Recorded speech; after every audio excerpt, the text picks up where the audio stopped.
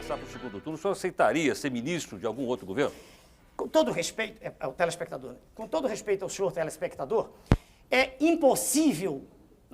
Fala aqui? Pois não. É impossível, senhor que fez a pergunta, muito obrigado ao senhor, mas é impossível ser ministro de um governo inepto. Veja, o senhor que perguntou o que acontece agora com, não me lembro, o senhor Osíris, o senhor secretário da Receita. Não adianta, imagine o senhor que eu fosse, por hipótese, que aceitasse essa tese. Jamais aceitarei com o modelo que está, jamais. Já declarei isso por escrito, em documento que está registrado em Brasília. Não quero ser profissional de política, não gosto disso. Eu quero ser um estadista, quero endireitar, quero fazer com que a nossa nação respire, com que a nossa nação possa emergir desse lodaçal em que ela está mergulhada. Como eu poderia aceitar ser ministro se, quando qualquer medida firme fosse ser tomada, imediatamente eu seria obrigado a demitir-me? Como posso eu aceitar teses de um candidato à presidência da República, que é o representante legítimo das multinacionais no país? Quem é, doutor Ernesto? Sua Excelência, o senhor Fernando Henrique, é o representante legítimo das multinacionais no país? Legítimo. É um homem que defende um processo neoliberal que estraçalhou a Argentina, e temos outros exemplos muitos, mas respondendo ao senhor telespectador, eu não posso ser ministro.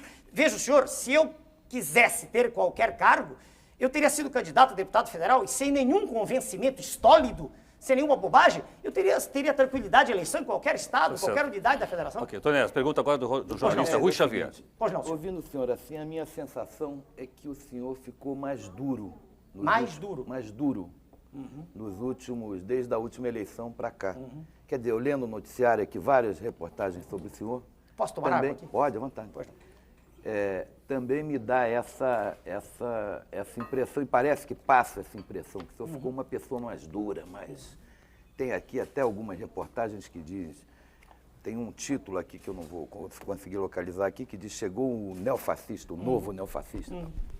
Então, minha pergunta para o senhor é o seguinte, o senhor mudou? O que houve com o senhor? Quer dizer, anteriormente o senhor passava uma impressão mais simpática para...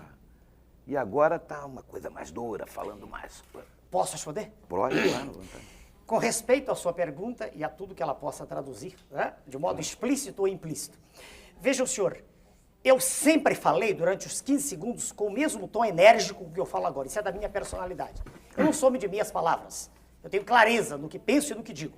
Não tenho dissociação cérebro-língua, nem nenhuma dificuldade de articular o meu pensamento. Aprendi a falar e escrever corretamente. Naquela época eu tinha um tempo pequeno, então grande parte das pessoas, incluídos jornalistas também, não conseguiam entender o que eu dizia. E achavam engraçada a frase final do Dom Enéas. Muitos achavam que eu estava brincando, querendo ser deputado mais à frente, ou um cargo.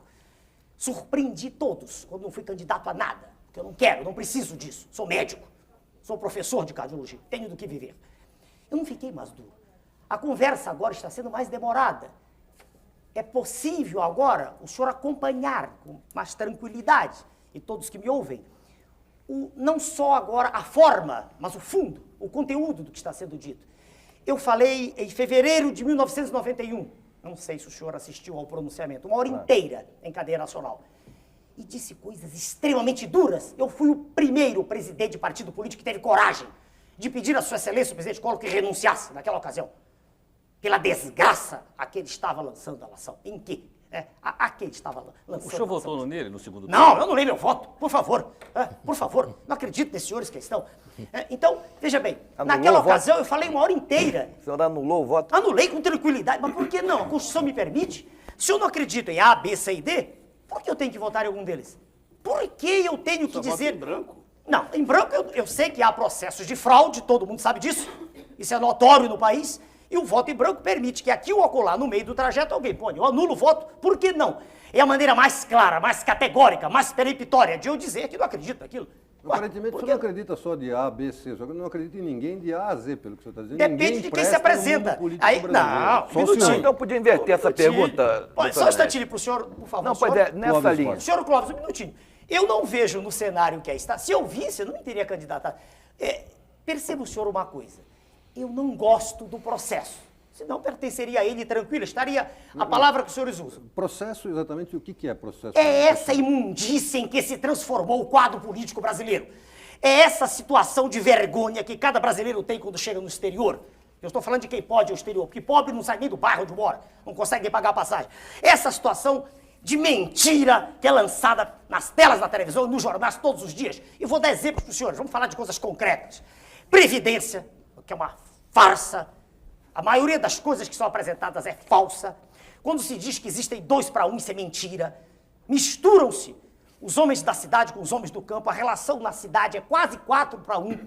A relação no campo é meio para 1. Quando se junta isto tudo, e os senhores são jornalistas, sabem da verdade, cria-se o 2 para 1. Então há 2 indivíduos também, isso é mentira. O que ocorre é que arrecada-se muito pouco no campo.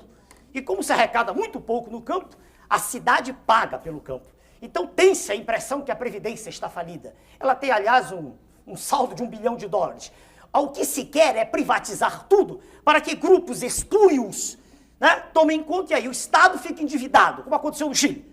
O Estado fica endividado e os grupos têm um grande negócio. Então, eu deixo de ser bem claro. Quando você disse o processo, eu quero dizer o seguinte, eu não gosto dessa maneira como um candidato a presidente da República, se curva. Para ser eleito, ele se curva. Ele não acredita na força dele. E ele faz composições, ele procura um vice, ele procura um... Para quê? Para que ele tenha votos. Eu não faço isso.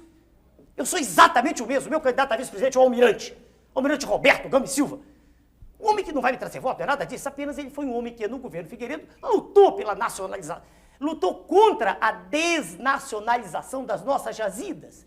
Ele lutou contra esse processo de sangria, né, do qual nós somos vítimas, exportando minério in natura. Ele lutou contra isso. Deixa eu lhe fazer uma pergunta. Pois não. Do que o senhor gosta nesse processo todo? O senhor já falou de muita coisa que o senhor não gosta. Por isso eu entrei. Tudo bem, mas deve ter alguma coisinha, porque o senhor não vai destruir tudo para montar tudo sozinho. Não, mas eu acabei de falar para o senhor, me perguntou, não sei o nome dos senhores, sobre o Congresso, e eu disse que eu não acredito. Deixa eu me definir bem. Vamos falar do Congresso. 503, né? 503. Eu nunca disse, veja o senhor, que o indivíduo A ou B é um partido. Nunca disse isso. O que eu vejo é o seguinte, existe um modo de comportamento que se tornou a regra do processo. Esse modo chama-se hipocrisia. O cidadão não tem coragem de dizer a verdade. Ele tem medo de perder voto aqui, perder voto acolá, ele faz aliança. O senhor inclui os deputados do PRONA também, doutor Enéas? Se acontece com eles? Olha, eu não sei lhe responder. Eu tenho um deputado no PRONA federal, dona Regina Gordilho. E foi o único deputado que veio para o PRONA.